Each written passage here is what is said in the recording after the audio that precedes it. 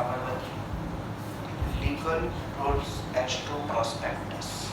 શું કહે છે પોઈન્ટ જોઈએ અને સમજીએ.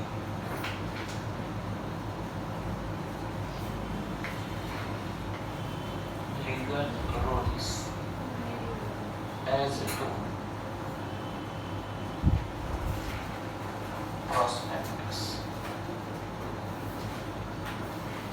પોઈન્ટને બહુ ધ્યાનથી સમજજો. જ્યારે આપણે પ્રોસ્પેક્ટસ બનાવતા હોય ત્યારે આપણે કયા રૂલ્સ ધ્યાનમાં લેવા જોઈએ? જેનો સેક્શન છે સેક્શન 26.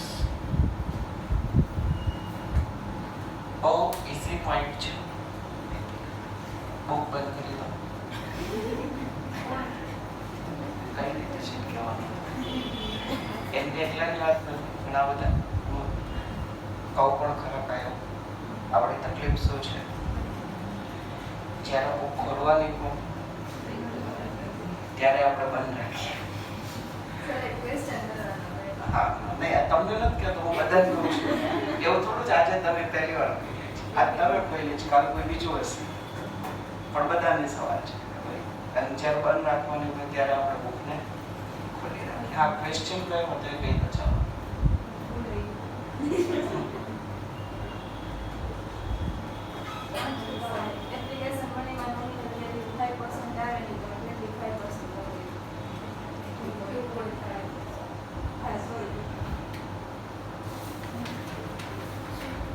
હા, એપ્લિકેશન મની આપણે કેટલી લખાવી હતી? 2.5. અચ્છા, સોરી, તો એ 5% આવે. 5% और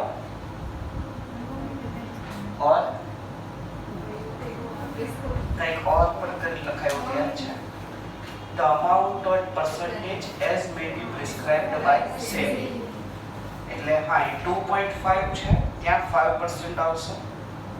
અને એના પછીનો પોઈન્ટ મેં તમને ડિટેલમાં સમજાવ્યો હતો, ખ્યાલ છે ને? કે ભાઈ સેબી એવું એટલે કોણ હશે? લિસ્ટેડ કંપની હશે. એટલે સેબીએ જે પર્સન્ટેજ નક્કી કર્યા હોય એ, અને સેબીએ પર્સન્ટેજ કેટલા નક્કી કર્યા છે? 25. ક્લિયર છે પોઈન્ટ? તો ત્યાં એક કરેક્શન છે. બુક્સમાં તો 5% જ છે, પણ જે વર્કિંગ નોટ્સ આપણે છે ક્લાસ નોટ, એની અંદર એક કરેક્શન સુધારો કરી લેજો. Thank you. ધ્યાનમાં લાવ્યો તો. ચાલો, legal rules as two prospectus. Prospectus ભવિષ્યમાં તમારે બનાવવાનું હોય તો કઈ બાબતો ધ્યાનમાં રાખશો? તો પહેલો પોઈન્ટ લખું છું. પ્રોસ્પેક્ટસ જે છે, prospectus shall B dated and signed. પહેલો પોઈન્ટ આ યાદ રાખજો. પ્રોસ્પેક્ટસની અંદર એક ડેટ લખેલી હોવી જોઈએ અને પ્રોસ્પેક્ટસમાં સાઇન હોવી જોઈએ. બરાબર છે? હવે અહીંયા આપણે લખી તો દીધું prospectus shall be dated and prospectus shall be signed. Dated માટે એક પોઈન્ટ લખું છું, ખાસ પોઈન્ટને ધ્યાનથી સમજજો. Date mentioned in prospectus. પ્રોસ્પેક્ટસમાં જે ડેટ લખેલી હશે, પ્રોસ્પેક્ટસમાં જે ડેટ લખેલી હશે, આ ડેટને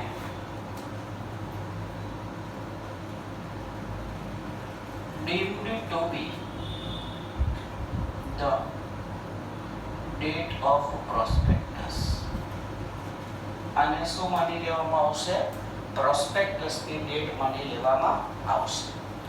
કે ભવિષ્યમાં કોઈ પૂછે કે ભાઈ પ્રોસ્પેક્ટસ કઈ તારીખે ઇશ્યુ થયો, તો પ્રોસ્પેક્ટસમાં જે તારીખ લખેલી હોય એ તારીખને પ્રોસ્પેક્ટસની ડેટ માની લેવામાં આવશે. બરાબર છે? એટલે તમે ઇશ્યુ કઈ તારીખ કરો છો, કઈ તારીખ રજિસ્ટ્રરને આપો છો, એ બધું કંઈ ઇમ્પોર્ટન્ટ નથી. ઇમ્પોર્ટન્ટ ડેટ કઈ છે? પ્રોસ્પેક્ટસમાં જે ડેટ લખી હોય એ. ક્લિયર છે? સાથે સાથે પ્રોસ્પેક્ટસમાં સાઇન હોવી જોઈએ. કોની સાઇન હોવી જોઈએ? પ્રોસ્પેક્ટસમાં સાઇન હોવી જોઈએ person named as director in prospectus of company. આપણે as a company prospectus issue કર્યું. તમને પ્રોસ્પેક્ટસ વાળા પહેલા લેક્ચરમાં ઇન્ફોર્મેશન આપી હતી, જો યાદ હોય તો, કે ભાઈ પ્રોસ્પેક્ટસમાં લખ્યું શું હોય, ખ્યાલ છે ને? પછી મેં એવું કીધું હતું કે પ્રોસ્પેક્ટસમાં કંપનીની બેઝિક ડિટેલ લખી હોય. કંપની કોણે બનાવી હતી, કંપનીના પ્રમોટર કોણ હતા અથવા છે, કંપનીના ડાયરેક્ટર કોણ છે, કંપની શું કામ કરે છે, કંપનીએ અત્યારે રૂપિયા શા માટે લેવા છે, એમાંથી ભવિષ્યમાં કઈ રીતે બિઝનેસ થશે, કેટલા રૂપિયા આવશે, કેટલા રૂપિયા જશે, કેટલા રૂપિયા ડિવિડન્ડ આપીશું, ઇન્ટરેસ્ટ આપીશું, આ બધી ડિટેલ્સ એમાં હોય કંપનીના પ્રોસ્પેક્ટસ. એવું જૂનું ભલે ભૂલી ગયા, અત્યારે જે બોલ્યો યાદ રાખ્યું હોય તેમાં બોલ્યો કંપનીના ડાયરેક્ટર કોણ છે લખેલું હોય શેમાં? પ્રોસ્પેક્ટસ. તો પ્રોસ્પેક્ટસમાં જે વ્યક્તિનું નામ એઝ અ ડાયરેક્ટર લખેલું છે એ વ્યક્તિ સાઇન કરશે. શેના ઉપર સાઇન કરશે? કંપનીના પ્રોસ્પેક્ટસમાં. ક્લિયર છે પોઈન્ટ? આગળ વધીએ. Point number 2. કંપનીએ શું કરવું જોઈએ? કંપનીએ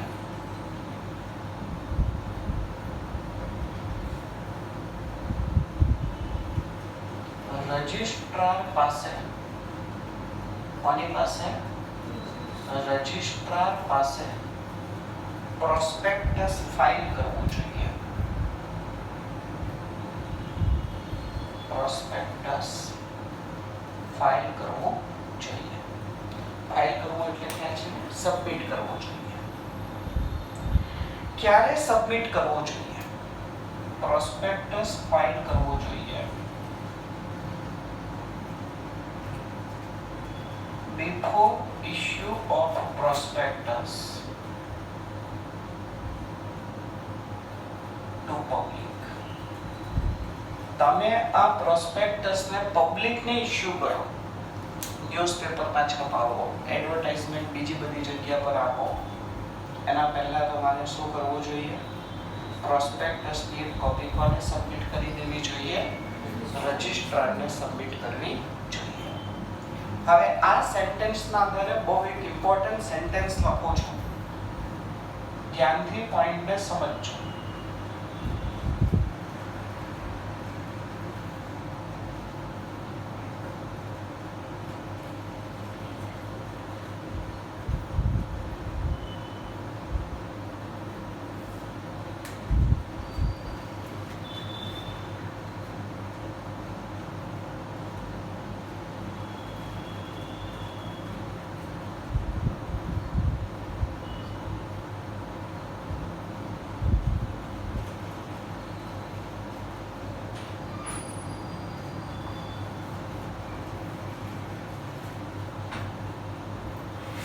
ચાલો, શું થયા સેન્ટેન્સનું મીનિંગ?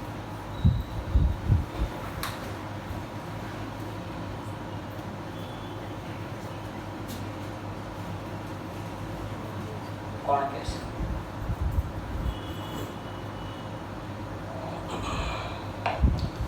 કોણ જવાબ આપશે? આ સેન્ટેન્સનો મીનિંગ શું?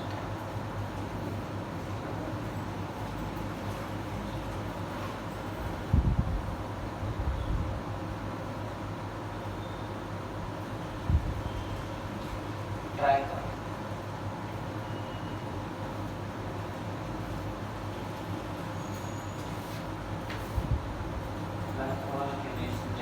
પહેલા પોઈન્ટ સવાલ પૂછશે.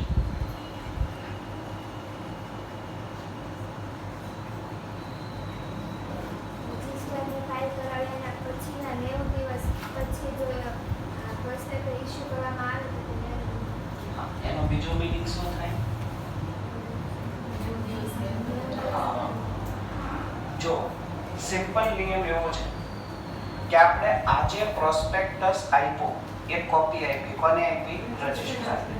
તો રજિસ્ટ્રાર ક્યારે ચેક કરશે? હમણાં 2-4 દિવસમાં ચેક કરશે ને ભાઈ બરાબર છે કે નહીં, કે ભૂલ છે કે નહીં.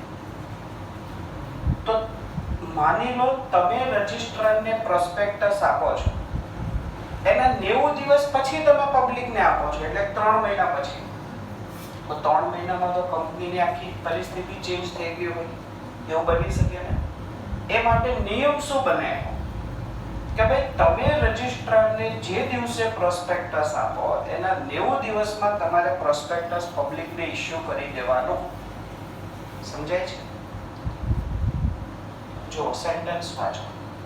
Prospectus shall not be valid. તમારું પ્રોસ્પેક્ટસ વેલિડ નહીં કહેવાય, માન્ય નહીં કહેવાય, અયોગ્ય થઈ જશે.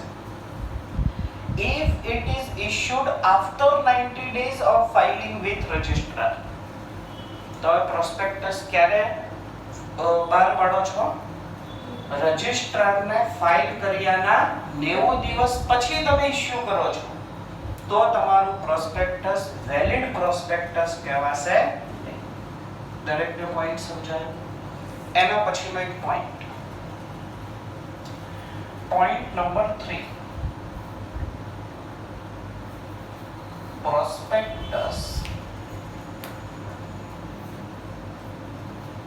Prospectus may include. પ્રોસ્પેક્ટસમાં સમાવેશ થઈ શકે છે. શેનો સમાવેશ થઈ શકે છે? may include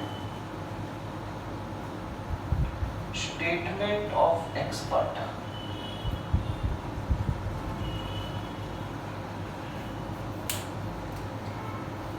પ્રોસ્પેક્ટસમાં statement of expert નો સમાવેશ થઈ શકે છે.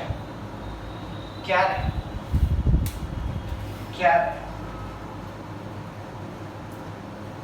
if following conditions are satisfied.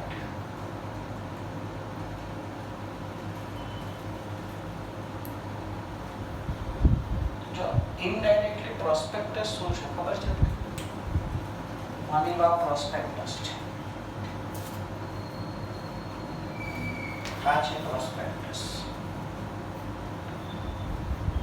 ખરેખર પ્રોસ્પેક્ટસ શું છે? ખરેખર પ્રોસ્પેક્ટસ સપનાઓ વેચવાનું છે. પ્રોસ્પેક્ટસ એટલે શું? લોકોના સપનાઓ વેચવાના.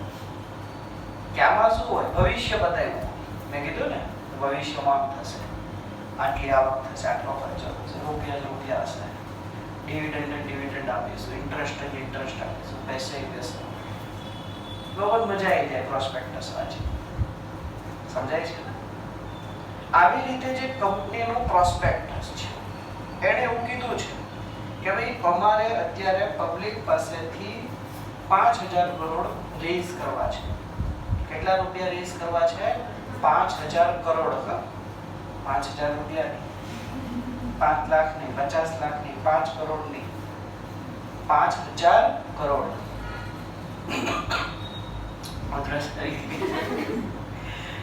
પછી અંદર લખ્યું છે ભાઈ બિઝનેસ શું કરશે? તેને એવું લખ્યું છે અમે એવી કાર ને ટુ વ્હીલ બનાવવાના છીએ જે પાણીથી ચાલશે. શું લખ્યું છે? એવી કાર ને ટુ વ્હીલ બનાવવાના છીએ જે પાણીથી ચાલશે. અને પછી નીચે બધા આંકડા આપ્યા છે ભાઈ આટલી કાર વેચાશે, આટલી ટુ વ્હીલ વેચાશે, પૈસા લખી દીધું તો બહુ મજા આવી ગઈ. લખનારને મજા આવી ગઈ, વાંચનારને મજા આવી ગઈ. પણ સૌથી મોટો સવાલ એ છે કે આવી કાર કે ટુ વ્હીલ બનશે? આ સૌથી મોટો ક્વેશ્ચન ને કહેવા તો બધું કહી દેવાય, એવું કહી દેવાય ભાઈ ટાઈમ મશીન બનાવવાનું છે. ટાઈમ અથવા ડિસ્ટન્સ મશીન. અહીંયા છો, સ્વિચ પાડી, મુંબઈનું સીધા મુંબઈમાં. કહેવાનું શું છે? કહી દો ભાઈ આ પાણી વાળું એવું જ થયું ને, એટલે તમે કીધું એ મહત્વનું નથી, ઇમ્પોર્ટન્ટ શું છે, આવું થશે કે નહીં. તો કંપનીએ શું કર્યું, આ પ્રોસ્પેક્ટસની સાથે એણે અમુક એક્સપર્ટ લોકોનું સ્ટેટમેન્ટ આમાં જોડ્યું છે કે જે ટુ વ્હીલ બનાવવામાં, કાર બનાવવામાં જેમની લાઈફ જતી રહી હોય, જે લોકો એના એક્સપર્ટ કહેવાય, એમના સ્ટેટમેન્ટ આમાં ઇન્ક્લુડ કર્યા છે કે હા ભાઈ, આ કંપની પાસે જે નવી ટેકનોલોજી છે, આ કંપનીએ જે બધી પેટન્ટ કરાવી છે, એ બધાના આધારે એવું લાગે છે કે લગભગ આ કંપની આવી કાર કે આવી બાઇક બનાવવામાં સક્સેસ થઈ જશે. હવે મને આન્સર આપો, પહેલા ખાલી પ્રોસ્પેક્ટસમાં લખ્યું હતું અને હવે પ્રોસ્પેક્ટસની સાથે સ્ટેટમેન્ટ જોડીને આપ્યું છે, તો બંનેમાં આપણને વધારે વિશ્વાસ ક્યારે આવ્યો, સ્ટેટમેન્ટ આવ્યો ત્યારે. પહેલા બધી વાત અધરતા લાગતી હતી, આવું થોડું લાગતો તો ને, પણ જેવું કંપનીએ સ્ટેટમેન્ટ ઓફ એક્સપર્ટ આમાં ઇન્ક્લુડ કર્યું, આપણો પ્રોસ્પેક્ટસ પરનો વિશ્વાસ વધી ગયો. સમજાય છે ને? તો દરેક કંપની આવું કરે.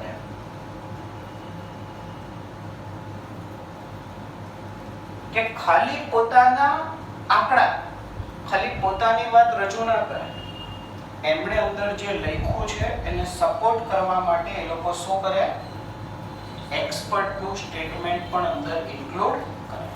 તો અહીંયા બોર્ડ ઉપર એવું જ લખ્યું છે, પ્રોસ્પેક્ટસ મે ઇન્ક્લુડ, પ્રોસ્પેક્ટસમાં સમાવેશ થઈ શકે છે. કોનો સમાવેશ થઈ શકે છે? Statement of expert. પણ ક્યારે? if following conditions are satisfied, જો નીચેની શરતો ફૂલફિલ થતી હોય. ક્લિયર છે પોઈન્ટ? એ નીચેની શરતો કઈ છે ખાસ ધ્યાનથી સમજજો. નીચેની શરતોમાં પહેલી શરત એવી છે કે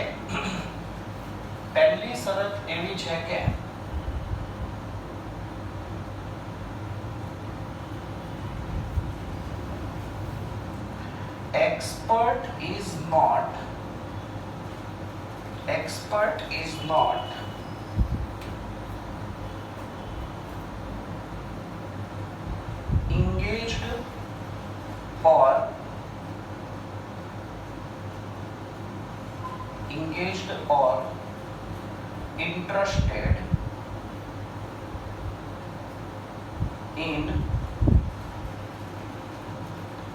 engaged or interested in formation, promotion or management of company. શું કહેવા માંગે છે point? will explain you, don't worry. Promoter is not engaged in. Promoter જોડાયેલો ન હોવો જોઈએ. engaged એટલે જોડાયેલો હોવો. અથવા તો promoter is not interested in. interested એટલે રસ ધરાવતો હોવો જોઈએ, એનો હિત જોડાયેલો હોય. પ્રમોટરનું હિત ન જોડાયેલું હોવું જોઈએ. પ્રમોટર રસ ન ધરાવતો હોવો જોઈએ. શેમાં? Formation of company. ફોર્મેશન એટલે કંપની બનાવવી. એટલે કે એક્સપર્ટ કંપની બનાવવાના કામમાં જોડાયેલો હોવો જોઈએ. એક્સપર્ટ કંપનીના પ્રમોશન સાથે જોડાયેલો ન હોવો જોઈએ. પ્રમોશન એટલે ખ્યાલ છે ને, જે પ્રમોટર જે કામ કરે, પ્રમોટર વિશે આપણે શીખી ગયા ના પહેલાના ચેપ્ટરમાં કે ભાઈ કંપની બન્યા પહેલા જે બધા કામ થાય એને શું કહેવાય? પ્રમોશન. અને પ્રમોશનના કામ કોણ કરે? પ્રમોટર. ખ્યાલ છે ને? આપણે પોઈન્ટ એના પહેલાના ચેપ્ટરમાં જોઈ ગયા છીએ. ટૂંકમાં પહેલા બે પોઈન્ટ એક સરખું જ કહે છે કે ભાઈ કંપની બનાવવા સાથે આ વ્યક્તિ જોડાયેલો હોવો જોઈએ નહીં. અને ત્રીજો પોઈન્ટ કે છે આ વ્યક્તિ કંપનીના મેનેજમેન્ટ સાથે જોડાયેલો હોવો જોઈએ. સમજાય છે ને? ટૂંકમાં એક્સપર્ટ કંપનીની બહારની વ્યક્તિ હોવી જોઈએ. કંપની સાથે જોડાયેલી વ્યક્તિ હોય તો એ બધું સારું સારું બોલે ને કંપની વિશે. ખરેખર થર્ડ પર્સન હશે તો એ સાચો વ્યૂ આપશે કે ભાઈ આ પોસિબલ છે કે પોસિબલ નથી.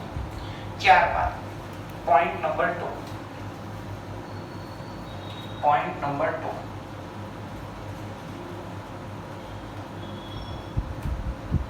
Expert has given his written consent. Expert એ શું કરેલું હોવું જોઈએ? પોતાનો written consent આપેલો હોવો જોઈએ. લેખિતમાં મંજૂરી આપેલી હોવી જોઈએ. શેની લેખિતમાં મંજૂરી આપેલી હોવી જોઈએ? For issue of prospectus. એટલે આ પોઈન્ટ શું કહે છે કે ઘણીવાર કંપની શું કરે, કોઈ એક્સપર્ટ છે એને બિચારાને બોડવીને એના પાસેથી સ્ટેટમેન્ટ લઈ આપે કે બેંક સ્ટેટમેન્ટ આપો ને અમારે બેંકમાં આપવાનું છે, અને પછી એને ક્યાં મૂકી દે? પ્રોસ્પેક્ટસમાં. એવું નહીં ચાલે. તમારે એક્સપર્ટ પાસેથી લેખિતમાં લેવું પડશે કે ભાઈ મારું સ્ટેટમેન્ટ પ્રોસ્પેક્ટસમાં તમે છાપો, એનાથી મને કોઈ વાંધો નથી. એટલે અહીંયા લખ્યું expert has given written consent. એક્સપર્ટે પોતાનો રિટન કન્સેન્ટ આપેલો હોવો જોઈએ ફોર ઇશ્યુ ઓફ પ્રોસ્પેક્ટસ. કે ઓકે ભાઈ પ્રોસ્પેક્ટસમાં મારું સ્ટેટમેન્ટ ઇન્ક્લુડ કરી દો, મને કોઈ પ્રોબ્લેમ નથી. સમજાય છે? Point number 3. પોઈન્ટ નંબર 3 એવું કહે છે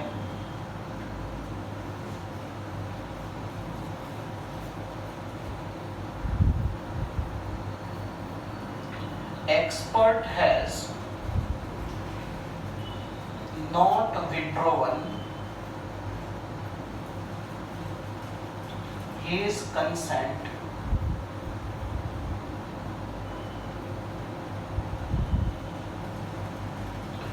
before issue of prospectus.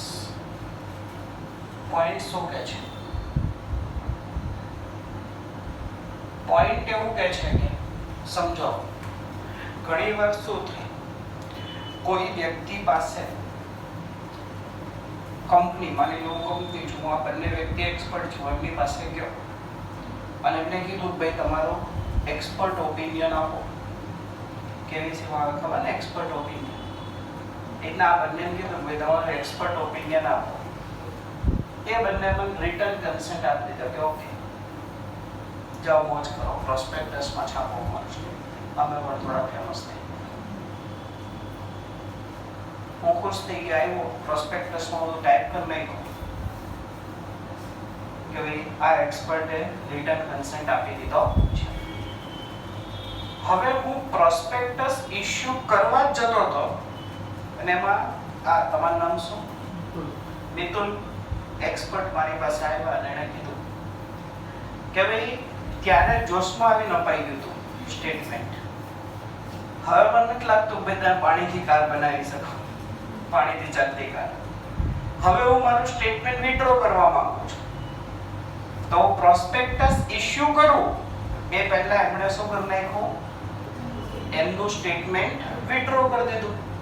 તો હવે આ સ્ટેટમેન્ટ હું ઇન્ક્લુડ કરી શકું. આનો બીજો મીનિંગ શું થયો? મારે સ્ટેટમેન્ટ ઇન્ક્લુડ કરવું હોય તો એક્સપર્ટે પોતાનો સ્ટેટમેન્ટ વિથડ્રો કરેલો હોવો જોઈએ. એ લખ્યું છે expert has not withdrawn his consent. આ કન્સેન્ટ એક્સપર્ટે વિથડ્રો પાછો ન ખેંચેલો હોવો જોઈએ. ક્યાં સુધીમાં? Before issue of prospect. હા, પ્રોસ્પેક્ટ ઇશ્યુ થઈ ગયું પછી એ વાત કોઈ ફરક નહીં પડે. પછી હું કહીશ ભાઈ હવે કઈ નહીં, હવે છપાઈ ગયું. સમજાય છે ને? પણ પહેલા આવ્યા તો પછી હું ઇન્ક્લુડ કરી શકું નહીં. અને એના પછીનો point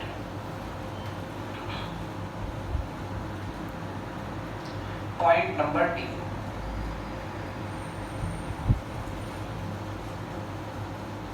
Prospectus shall include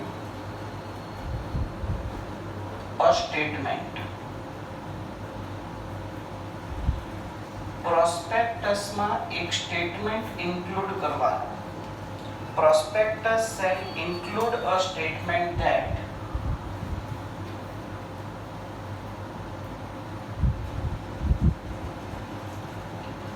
expert has given his consent and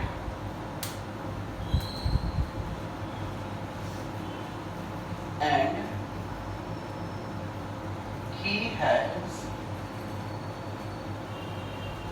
not withdrawn it. અને તમારે તમારા પ્રોસ્પેક્ટસમાં એક સ્ટેટમેન્ટ ઇન્ક્લુડ કરવાનું. સ્ટેટમેન્ટ ઇન્ક્લુડ કરવાનું એટલે એક વાક્ય લખવાનું. શું વાક્ય લખવાનું? કે ભાઈ પ્રોસ્પેક્ટસે એક્સપર્ટે એનો કન્સેન્ટ આપ્યો છે અને આ કન્સેન્ટ એને વિથડ્રો કર્યો નથી. આવું એક સ્ટેટમેન્ટ ઇન્ક્લુડ કરવું જરૂરી છે. શેમાં? પ્રોસ્પેક્ટસ. જો આ ચારે ચાર કન્ડિશન પૂરી થતી હોય તો જ એક્સપર્ટ સ્ટેટમેન્ટ ઇન્ક્લુડ થઈ શકે, અધરવાઇઝ થઈ શકે. કઈ ચાર કન્ડિશન?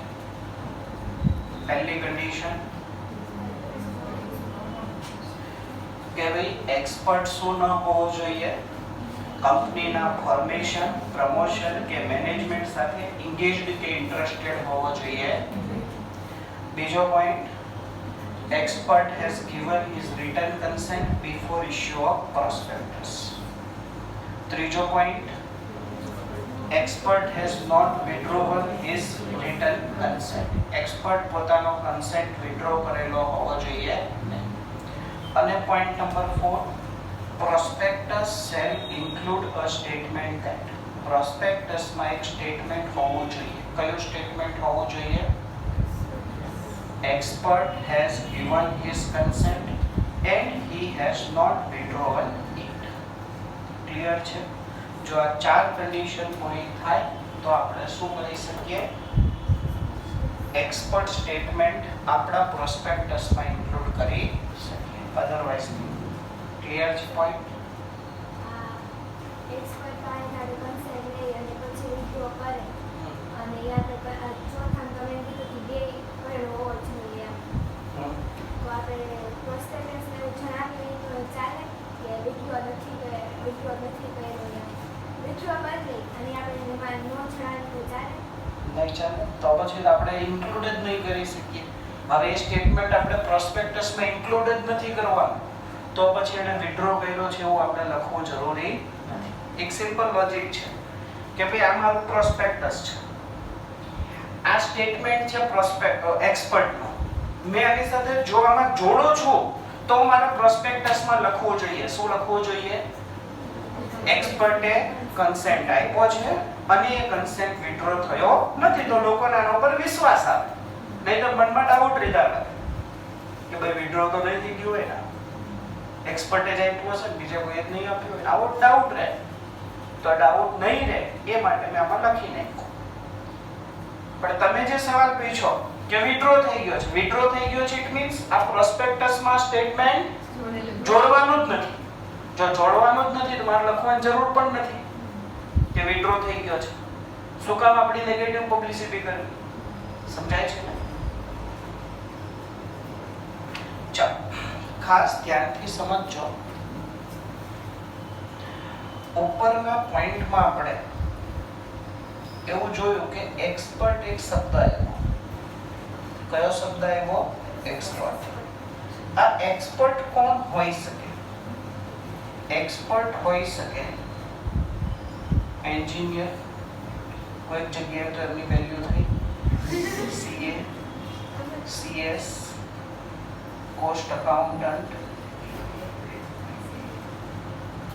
વેલ્યુઅર અને ખાસ any other person who has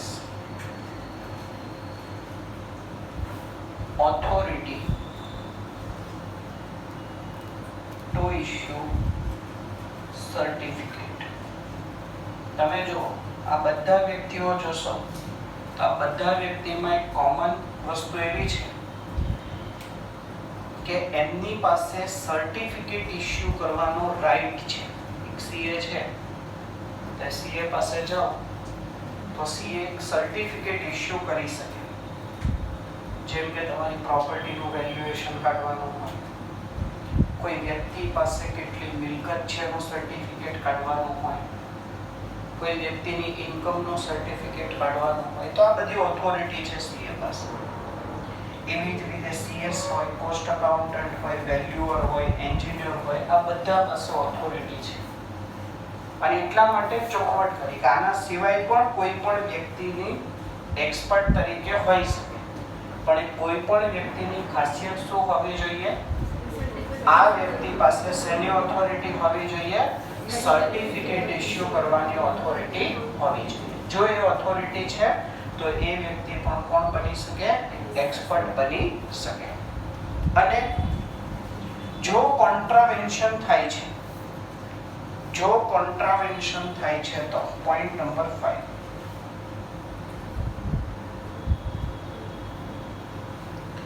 જો કોન્ટ્રાવેન્શન એટલે કે નિયમોનો ભંગ થાય છે તો કંપની અને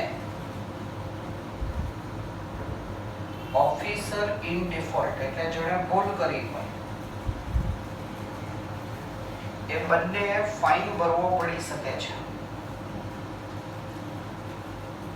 કેટલો ફાઇન ભરવો પડી શકે છે? 50,000 થી લઈને 3 લાખ રૂપિયા સુધી.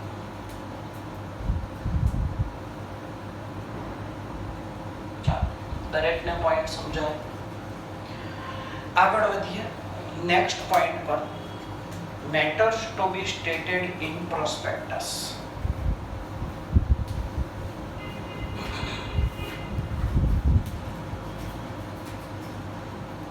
Matters to be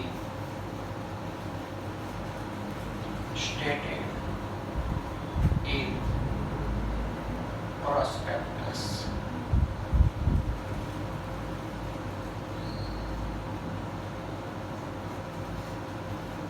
આપણ છે સેક્શન 26. ચાલો, શું કહેવા માંગે છે પોઈન્ટ જોઈએ અને સમજીએ.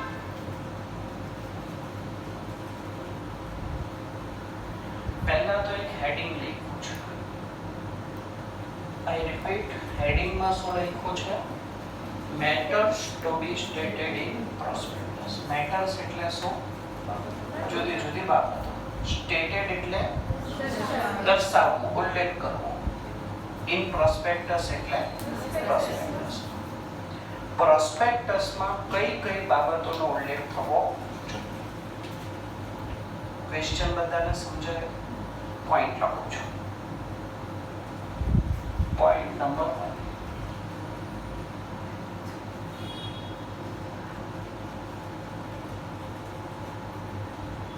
prospectus shall include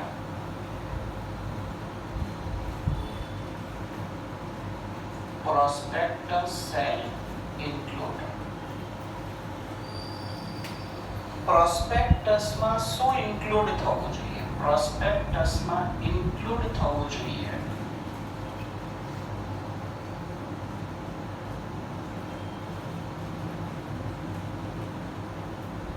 information and reports. પ્રોસ્પેક્ટસમાં શું ઇન્ક્લુડ થવું જોઈએ? ઇન્ફોર્મેશન અને report.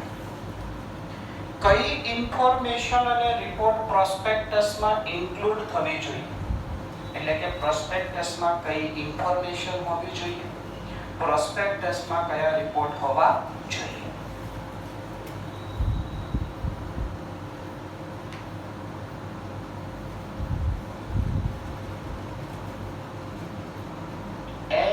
May be specified by SEBI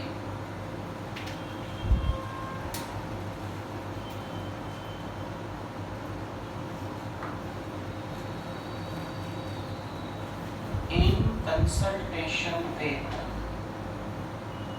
CG. બોલો શું થાય આનો મીનિંગ? સેબી જે ઇન્ફોર્મેશન અને રિપોર્ટ નક્કી કરે as may be specified by SEBI નું ગુજરાતી શું થાય?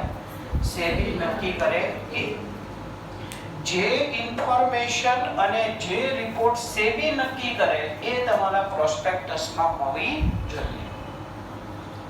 કે ભાઈ સેબીએ કહી દીધું કે આટલી આટલી ઇન્ફોર્મેશન પ્રોસ્પેક્ટસમાં હોવી જોઈએ તો હોવી જ જોઈએ. સેબીએ કહી દીધું કે આટલા આટલા એક્સપર્ટના રિપોર્ટ તમારા પ્રોસ્પેક્ટસમાં હોવા જોઈએ તો હોવા જ જોઈએ. અને સેબી પોતાની મરજીથી નક્કી નહીં કરે કે ભાઈ આટલી ઇન્ફોર્મેશન ને આટલા રિપોર્ટ પ્રોસ્પેક્ટસમાં હોવા જોઈએ. સેબી કોનાથી કન્સલ્ટેશન એટલે કે સલાહ મશવરા કરશે? સીજી સાથે સલાહ લે, સાદી ભાષામાં કન્સલ્ટેશન. એટલે સેબી સીજી પાસેથી કન્સલ્ટેશન સલાહ લેશે અને એટ ધ એન્ડ સેબી પછી એવું કહેશે કે ભાઈ આટલી ઇન્ફોર્મેશન ને આટલા રિપોર્ટ શેમાં હોવા જોઈએ? પ્રોસ્પેક્ટસમાં હોવા જોઈએ. પોઈન્ટ નંબર 2 બહુ ઇન્ટરેસ્ટિંગ છે. પોઈન્ટ નંબર 2 છે until SEBI specified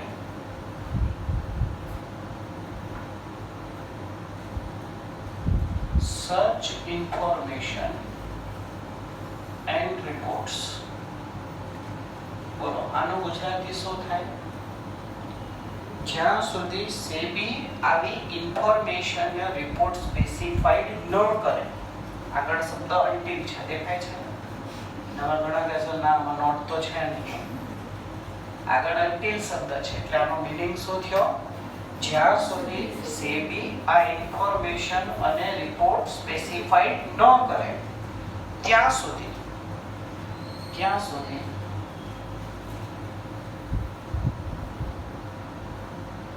prospectus shall include such information and reports. ત્યાં સુધી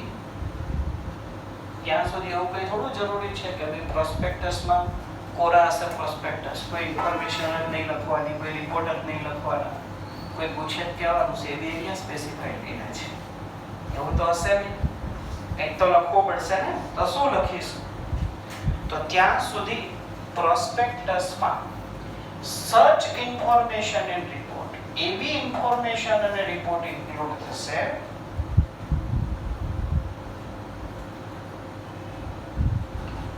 as may be specified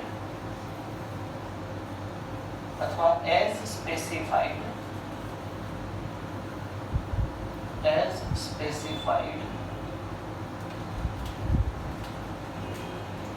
under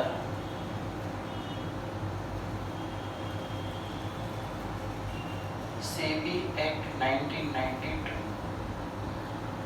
SEBI Act 1992 માં જે ઇન્ફોર્મેશન અને રિપોર્ટ આપી છે એ ઇન્ફોર્મેશન અને રિપોર્ટ શેમાં હોવા જોઈએ? પ્રોસ્પેક્ટસમાં હોવા જોઈએ. ટૂંકમાં બે પોઈન્ટ બહુ સિમ્પલ છે. પહેલો પોઈન્ટ એવું કહે છે કે ભાઈ આ પ્રોસ્પેક્ટસમાં કઈ ઇન્ફોર્મેશન ને રિપોર્ટ હોવા જોઈએ જે સેબી નક્કી કરે. બીજો પોઈન્ટ એવું કહે છે માની લો સેબીએ કોઈ ઇન્ફોર્મેશન ને રિપોર્ટનું લિસ્ટ આપ્યું નથી તો પછી એવું કહે છે કે ભાઈ તમે સેબી એક્ટ 1992 માની લો આ સેબી એક્ટ 1992 છે તેમાં કોઈ જગ્યા પર કોઈ એક પેજમાં એવું આપ્યું છે કે ભાઈ પ્રોસ્પેક્ટસમાં આટલી ઇન્ફોર્મેશન ને આટલા રિપોર્ટ હોવા જોઈએ. તો આ ઇન્ફોર્મેશન અને આ રિપોર્ટ શેમાં હોવા જોઈએ? આ પ્રોસ્પેક્ટસમાં હોવા જોઈએ. ક્લિયર છે પોઈન્ટ? ત્યારબાદ પોઈન્ટ નંબર 3. પોઈન્ટ નંબર 3 એવું કહે છે કે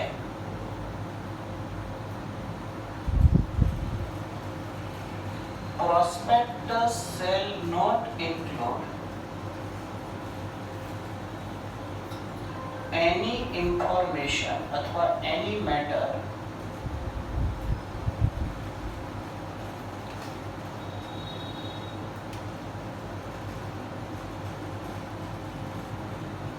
prospectus shall not include any matter in contrary to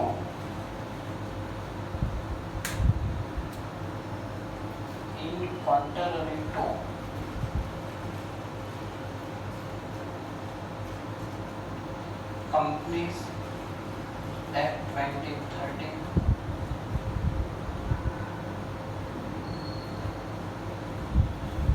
Securities Contract Act 1956 and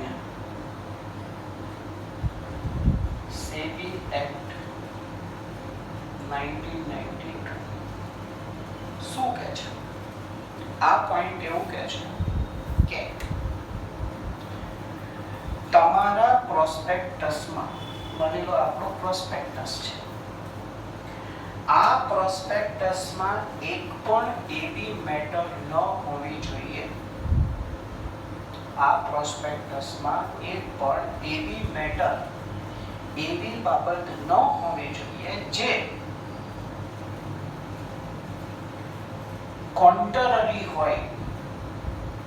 contrary હોવું એટલે ના વિરોધમાં હોવું, અલગ હોવું.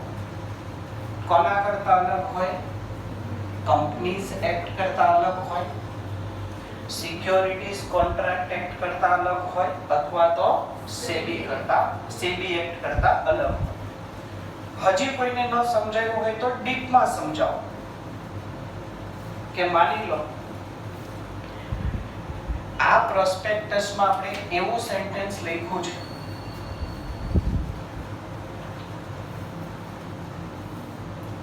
કંપનીને પ્રોફિટ થાય કે લોસ થાય, કંપનીને પ્રોફિટ થાય કે લોસ થાય, કંપની દર વર્ષે 20% લેખે ડિવિડન્ડ પે કરશે, આવું આમાં લખ્યું છે. ફરી એકવાર પ્રોસ્પેક્ટસમાં શું લખ્યું છે? કંપનીને પ્રોફિટ થાય કે લોસ થાય 20% રેટથી ડિવિડન્ડ આપશે. પણ કંપનીઝ એક્ટમાં એક જગ્યા પર એવું લખ્યું છે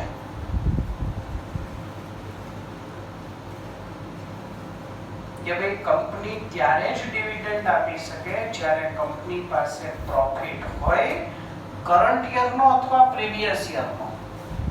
પણ પ્રોફિટ જ નથી તો ડિવિડન્ડ ક્યાંથી આપવું? તો આમાં સેન્ટેન્સ શું થયું? કોન્ટ્રરી થયું, અલગ થયું. કોના કરતા? કંપનીઝ એક્ટ કરતા. તો આ સ્ટેટમેન્ટ આ પ્રોસ્પેક્ટસમાં હોવું જોઈએ. દરેકને ખ્યાલ આવે છે પોઈન્ટ? આગળ વધીએ. હા, ફરી એકવાર સેન્ટેન્સ વાંચી લો. Prospectus shall not include any matter or statement. પ્રોસ્પેક્ટસમાં એવું કોઈ સ્ટેટમેન્ટ કે મેટર ન હોવી જોઈએ ઇન કોન્ટ્રરી ટુ, જે અલગ હોય. કોના કરતા અલગ હોય? કંપનીઝ એક્ટ 2013 કરતા, સિક્યોરિટીઝ એક્ટ 1956 કરતા, અથવા તો સેબી એક્ટ 1992 કરતા. ક્લિયર છે પોઈન્ટ? મૂવ ફોરવર્ડ, આગળ વધીએ.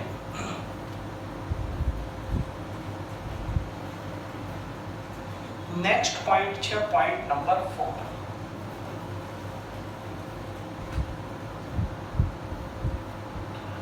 Prospectus shall disclose. પ્રોસ્પેક્ટસમાં ડિસ્ક્લોઝ કરવું જરૂરી છે. ડિસ્ક્લોઝ કરવું એટલે ખ્યાલ છે ને?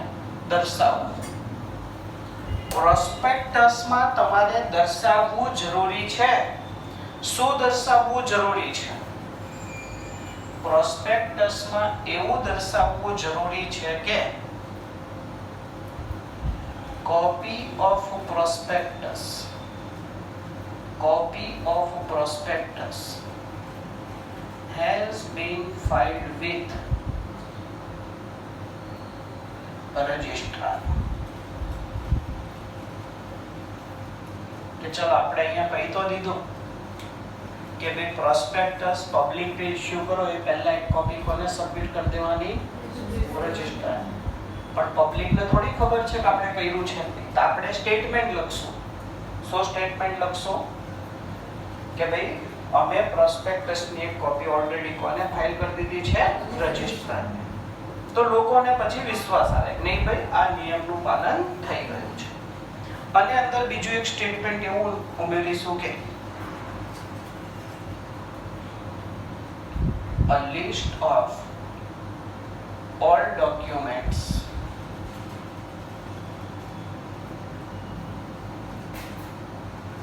attached with prospectus.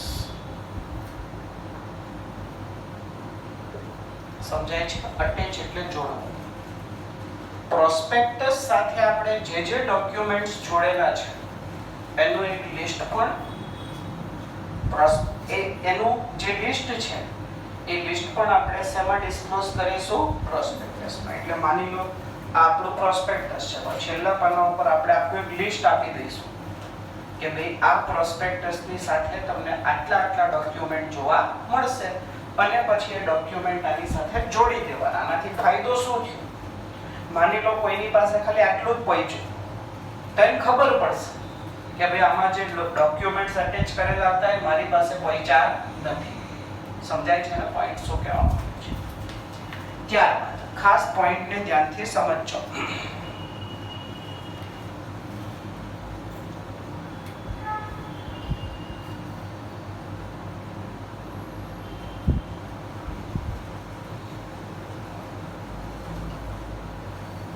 હવે આપણે જે ઉપરના 1 થી 4 પોઈન્ટ જે લખ્યા ને એ 1 થી 4 પોઈન્ટ કવર થાય છે સેક્શન 26 સબસેક્શન 1 માં. આઈ રિપીટ, ઉપરના જે 4 પોઈન્ટ છે એ 4 પોઈન્ટ શેમાં કવર થાય છે? સેક્શન 26 સબસેક્શન 1 માં. સેક્શન 26 સબસેક્શન 1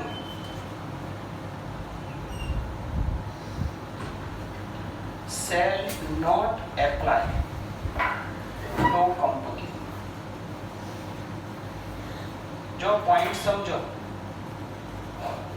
શું લખ્યું કે આ સેક્શન કંપનીને લાગુ પડતો નથી. હવે જો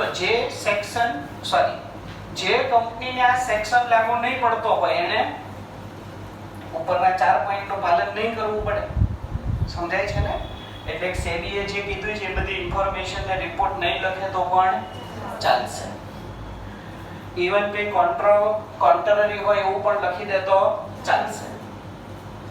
અને આ સ્ટેટમેન્ટ પણ પ્રોસ્પેક્ટસમાં ઇન્ક્લુડ નહીં કરે તો ચાલશે. સમજાય છે? ખરેખર નહીં કરે તો ચાલશે એવું નથી. એને આવું કરવાની જરૂર નહીં પડે. કરવાની જરૂર નહીં પડે મીન્સ પ્રોસ્પેક્ટસ જ ઇશ્યુ નહીં કરવું પડે. ડાયરેક્ટ એ પોતાના શેર બહાર પાડી દેશે. એવું કેમ? અથવા એવું કઈ કંપની માટે? એ પોઈન્ટ અહીંયા લખું છું. Section 26 subsection 1 shall not apply to company. કંપનીને લાગુ પડતો નથી. કઈ કંપનીને?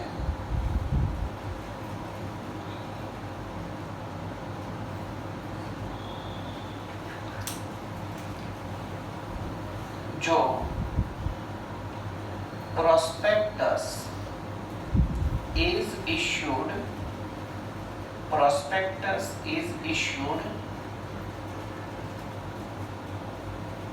to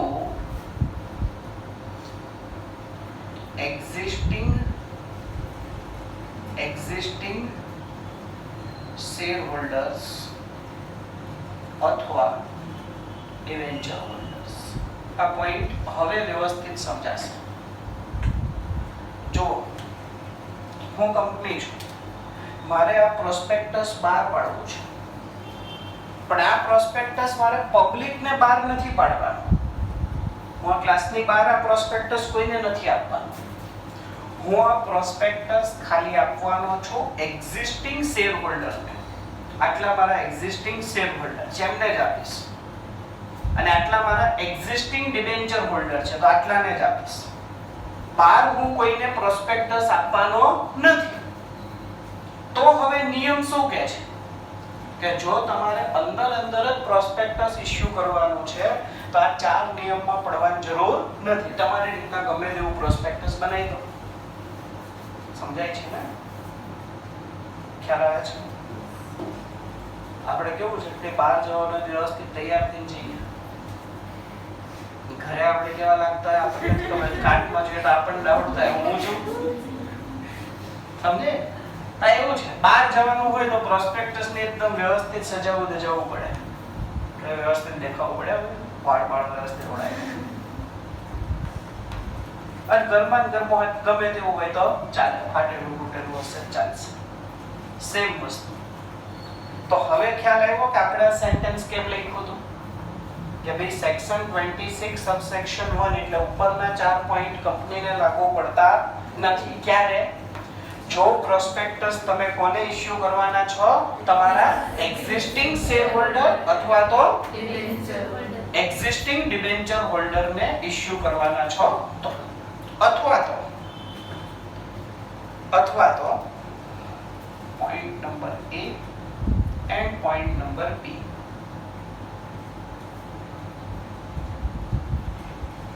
Prospectus is issued.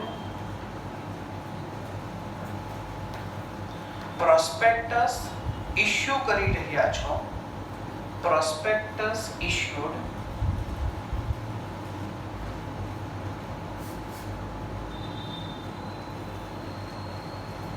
જે પ્રોસ્પેક્ટસ તમે ઇશ્યુ કરી રહ્યા છો is uniform in all respect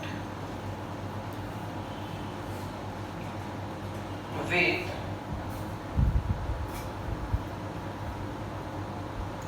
previously issued prospectus and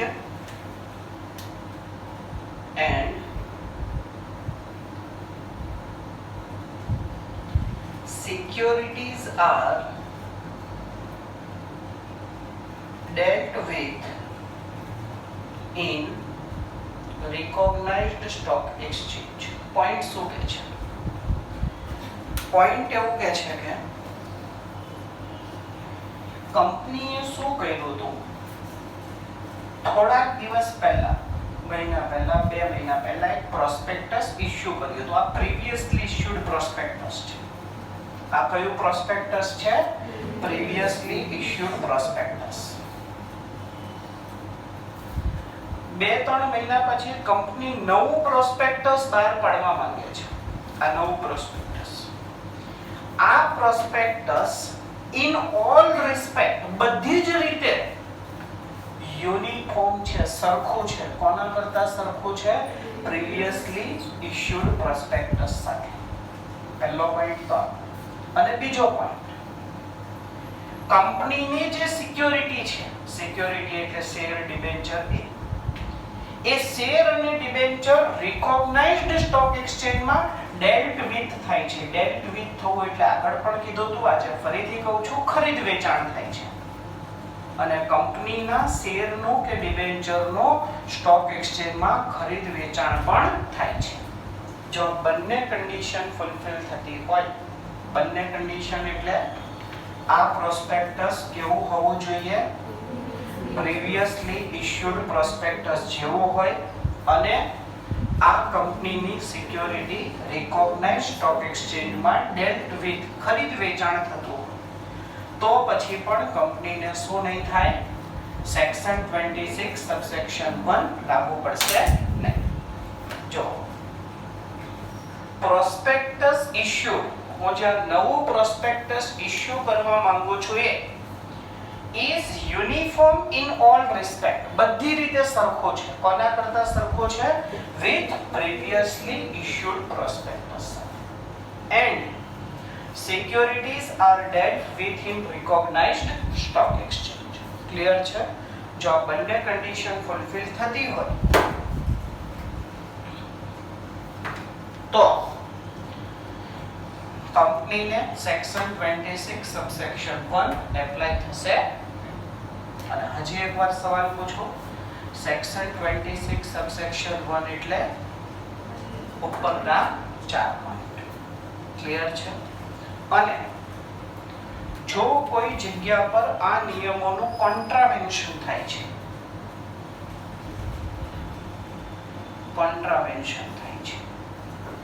નિયમોનો ભંગ થાય છે, તો કંપનીને અને ઓફિસર ઇન ડિફોલ્ટ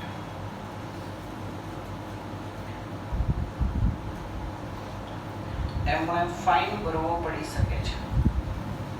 કેટલો ફાઇન ભરવો પડી શકે છે? મિનિમમ 50,000 થી લઈને મેક્સિમમ 3 લાખ સુધીનો. ક્લિયર પોઈન્ટ છે? આગળ વધીએ.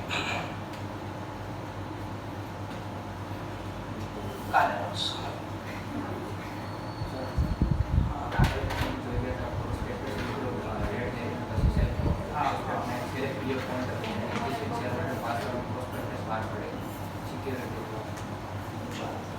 એ આપણો મિનિંગ વાળો પોઈન્ટ કયો છે તમે? અચ્છા,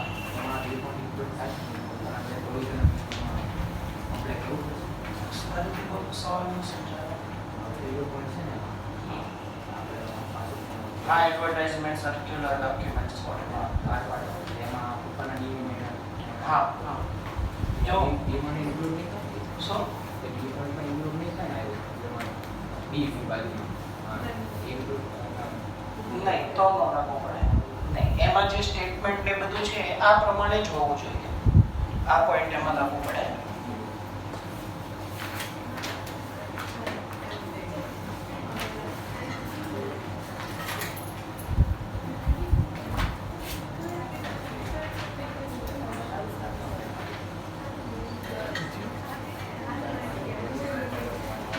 Thank you.